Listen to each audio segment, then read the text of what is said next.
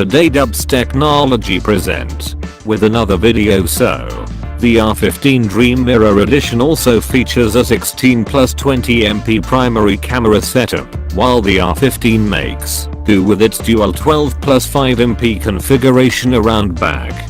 Weirdly enough, the R15 Dream Mirror Edition includes a slightly smaller 3400 mAh battery, though both phones are sadly charged through micro USB.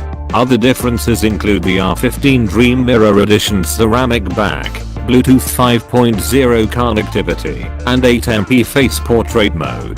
The R15 and R15 Dream Mirror Edition will sell for 2,999 Chinese renminbi, $474, and 3,299 Chinese renminbi, $521, when sales open on April 1st. Arguably more important than the phones are the groundwork they presumably lay for the OnePlus 6. The OnePlus 5 being visually identical to OPPO's R11 was no coincidence, which means the OnePlus 6 could end up being the R15's doppelganger. As such, we can expect the OnePlus 6 to feature a notch, for better or for worse. The phone is also expected to include the Snapdragon 845, USB Type-C, and a headphone jack.